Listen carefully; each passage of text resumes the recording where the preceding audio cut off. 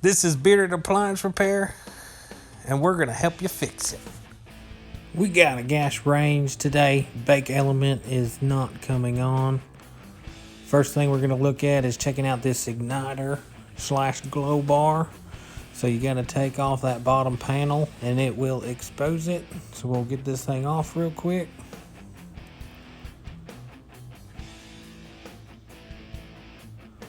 Once you get it off, you got that igniter. It's right there on that burner. And how we're going to test it, we're going to get a multimeter that has an amp clamp.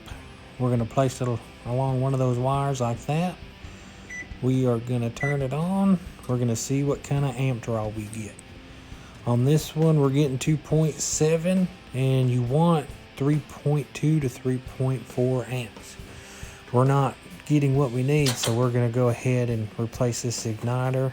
And that should fix our problem. All right, when replacing this igniter, you want to always, working on anything really, you want to disconnect power. Make sure it's unplugged before you start messing with stuff, but you want to try and get this wire through so you can actually see the connection. On this one, it's got a connector. We got the right part, so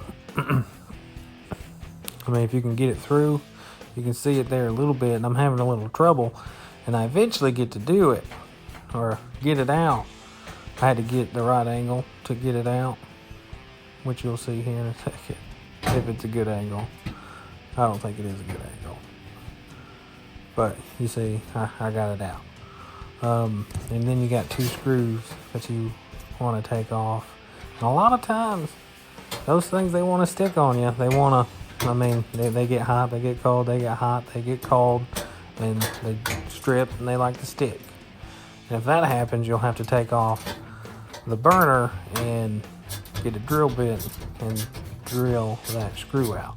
This one, I got lucky. I like to do it by hand so I don't strip anything out, because if you use your drill or impact or whatever you got, you could strip it out. So I recommend doing it by hand, but once you get those two screws out, you can get that igniter out of the way and get the new igniter in there.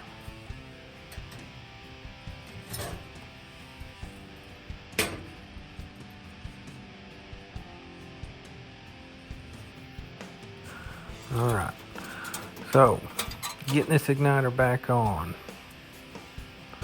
once you get those screws in and you got the harness connected back, you want to try and push that stuff back into the hole all the way, just like you found it. For me, I was able to pull it out, but I wasn't able to push it back in like I was supposed to. So once I get this igniter in here and I reconnect the harness to the new igniter, I had to pull this thing out and get behind it and see what was blocking me. So once we get that done, we'll get back there and investigate. We're back here investigating it. You can see that harness is just pushed back into that panel there.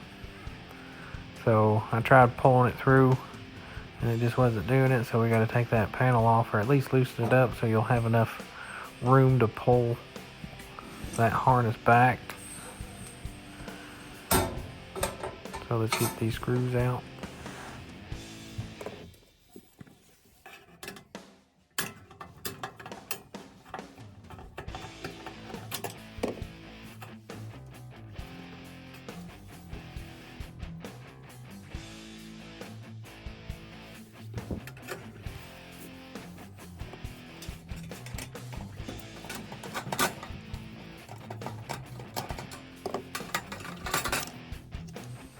Once we got those two screws out, we're able to pull it back enough to pull the harness out, or the rest of the way through. But I still couldn't get it, and I didn't want to break anything. By the way, those igniters, they're real fragile. You don't want to drop them. You don't want to do anything. The slightest little bump on that metal where it glows, where it heats up, that sucker is brittle, and that sucker will just fall apart on you. So make sure you don't drop it or nothing. But anyways, I got back onto the front of this and I pushed that harness the rest of the way through. And then you get back behind it. Make sure that harness is in the right spot. Push that panel back on and screw it back together. All right, we got the back all situated, everything back together, so we're gonna give this thing a good test now. I typically just go ahead and turn the bank on, see if she works, but I wanna give you guys a look at what the amp draw is supposed to be. If you remember from before, it was only 2.7, and what we want is between 3.2 and 3.6. So she's already past that 2.7, so we got a good igniter here. And she stops there at 3.5, almost 3.6. So this guy's gonna light, so I'm gonna get my meter out of the way, and we're just gonna let this thing fire up. All right, once this thing fires up here in a second, you guys know you guys fixed it. It's good to go. Turn it off, put the panel back on, put it back to the way you found it, you're done. If this video has helped you guys, like, give me a thumbs up, subscribe, leave comments. If you guys even have questions, if you're getting the amp draw and you're still not getting any gas, I mean, just holler at me. I'm here to help.